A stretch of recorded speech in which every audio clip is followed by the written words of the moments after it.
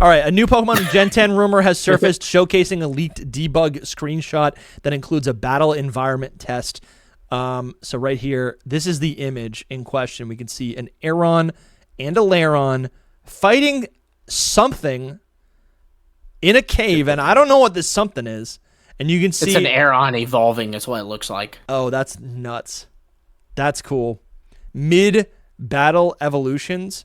So apparently this is leaked Gaia, and this is a leaked Gaia environment test. Gaia is the code name for the Generation 10 game, is kind of what we're assuming. And then the leaker mentioned that they have 2 more images showcasing Charjabug and Butterfree, similar to the image below. And I got a couple bones to pick with the image below. I just think it looks too low quality, and I'm gonna throw up and die if this is what Generation 10 looks like. Okay, in fairness though, this would be from a early build of Gen 10. Like, you know, we all know about, at this point, if you're keeping up with leaks, you know about the Lumineon image. The Lumineon image ain't beautiful. You know, this is about the same quality. It's early better. It's actually better than the Lumineon. Yeah. I would say. In defense of this, I mean, this is about what Gen 10 probably looked like at the time that this was made. Mm-hmm. It is possible. If anything, it's hopeful because it frankly only looks slightly better than Scarlet and Violet. Or slightly worse than Scarlet and Violet. Slightly worse. I agree. I don't think Gen 10 won't look like this, but what we've seen of Gen 10 so far looks worse than Scarlet and Violet, which is just because it's very early. Yeah. Anyway. I mean, I gotta be real, like playing Scarlet and Violet on my Switch 2, it's given me so much hope for the potential of Generation 10. I was pretty jaded for the last 2.5 years, but I'm feeling pretty good. The post right here, the username is HFV. There's a couple other symbols here, and they write, buddy of mine sent me this ages ago. I was supposed to sit on them, but I wanted to join in on the recent fun. No USB drive or Easter egg hunt. I've got a few more of these. Want to see if it catches on. No USB drive. That's a reference to someone leaked an image from ZA and like hid coordinates for a USB drive that allegedly holds ZA on it. Yeah. So this guy's just kind of poking fun at it. Yeah. It's in New Jersey, in case anyone's interested. What do you guys think about this image? I mean, I feel like it's not, it's not easy to say, oh, this definitely isn't real. But of course, because anything on 4chan is more likely to be fake than real, I would call fake. But like, we do know that they're doing the environment. We know that like that Lumineon image is from an environment test, what seems like diving. So maybe this is some type of new cave system and they're doing it. Like it is not outside of the realm of possibility. Honestly, I feel better about this than I do that last post we looked at for ZA. Do you think this looks as real? Like, and compare this to Scarlet and Violet, compare this to Legend ZA, compare this to Arceus, Sword and Shield. Where's your mind at with this image? Because given that this is 2 years before the release of, because you can see the date there. It says good pickup. Yeah, I see that. November 26, 2024. So given that this is 2 years before Gen 10's release, if this is what the game looks like 2 years before release, I would say that is very promising. Yeah, it's good. I love that Aeron and Lairon are here. That's what I love. What I'm trying to make sense of is like, where is this in a cave system? Because with Scarlet and Violet, right, you have these wide open rooms in caves, right, where you could interact with the Pokemon, and again, everything was pretty much to scale. But I feel like this almost, I don't know, the environment that we're in, the corner of this cave is so tight, it just doesn't feel very natural. Yeah. None of this feels natural. I'm not criticizing. I'm saying I can't imagine this as gameplay. It does. I would say that's the thing that is the most, that makes it feel the most fake, is that their backs are to like nothing. Sure. Like the person who made this was like, I don't know what to do behind them. So right. It does kind of remind me though of, there's that cave, the glittering cave in the Kalos region, where like it's very narrow and you like it feels like you're like this walking through it, and then like you have you'll run into these little dark spots and it'll be a wild Pokemon.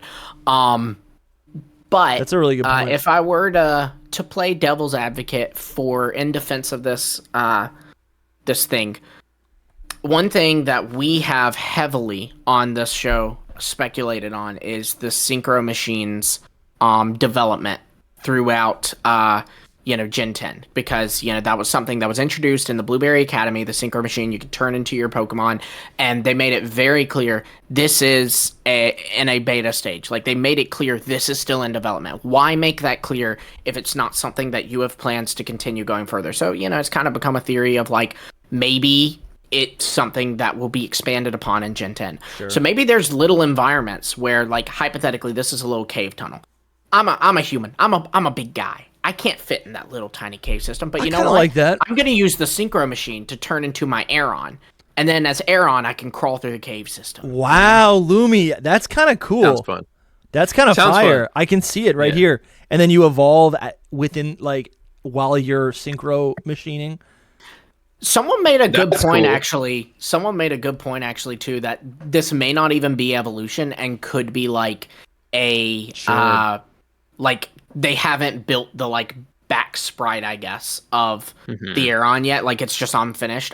Similar to how if you look at like, well, hold on, no. There's no back sprite. It's a model. It's a 3D model. Sure, but and you can see the front of the other Aeron. Yeah, but like, since you're from the perspective of it, it might move a little bit differently. I'm seeing the logic. Sure. I could see how, because similarly, if you look at like really any beta game like Sword and Shield and Scarlet and Violet, the early character models is just like a shadow person. Yeah, it's Shadow the Hedgehog. So, I guess, yeah. No, that does make sense. I was thinking maybe it's just something like it's the Pokemon using a move. Maybe it's using like. Not mirror coat, but yeah, it could be hidden power with those little circles, those little circle beams. I was thinking more like what's it called? It's like heavy metal noise. Is that something? Yeah, flash scanning. That's kind of what I'm thinking about. Yeah, metal sound. Yeah. But that Lumi, that's actually a really good point, because we don't see the trainer in this image. And the perspective is a little bit different. That would be honestly so cool if we can really. And what's funny, I mean, you're describing going through dungeons. You're describing playing as the Pokemon. I mean, is this more or less a mystery dungeon game? That's kind of what I'm thinking with the synchro machine. If we get a synchro machine in Generation 10, we can literally fulfill this is like an open world or whatever, like a full 3D Gen 10 mystery dungeon game, where you play as the Pokemon through dungeons. That's cool. Yeah. I also just want to point out, obviously we already talked about it, but if there was like a evolution in the middle of battle, that would be pretty cool too. I don't think that's like that would be neat. It looks like it's just like after the battle, it's just evolving or something, but it would just be like really cool to just all of a sudden evolve like right. Yeah, I think that would be awesome, man. That would create a lot of really special moments, right? Mm-hmm. Honestly, it makes me think of like the anime, like when Ash brings his Krabby to the match, and then it evolves mid-battle. Now the tide's completely have the turned, advantage. Absolutely, yeah. That is that'd be awesome. That'd be so neat. This also could imply the return of having to battle multiple Pokemon at once. That's a feature that we do see in the Legends games, but we totally see that happening. Yeah. Have not seen it in the mainline games since Kalos, Sun and Moon, or I guess Sun and Ultra Moon. Yeah, because in the that's another great point. In Kalos, there was the Horde battles where you could battle 5 things at once. Sun and Moon, same thing, except just 2 at a time. That's a really good point. I guess.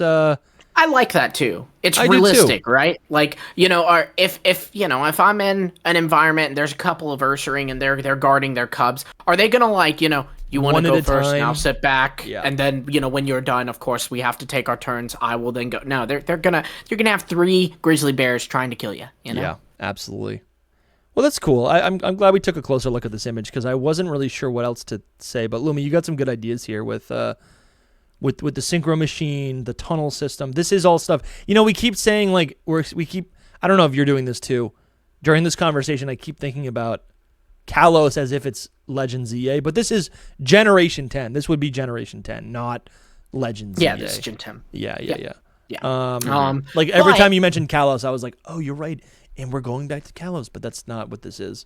Well, I mean, but for what it's worth, too, there's some stuff that Legends Arceus kind of has in common with Gen 10, and I wouldn't be surprised if we see some of that with ZA and, I meant Legends Arceus has with Scarlet and Violet, so I wouldn't be surprised if we see some stuff that Legends EA has in common with Gen 10, especially since, like, Legends EA is being positioned as this game that's going to bridge the gap between Switch and Switch 2. You know, it's releasing on both. And then Gen 10, from what we know, it seems like that's releasing fully on Switch 2. Cozy Kamala, thanks for hanging out. Have fun at work. Thanks for being Cozy. here.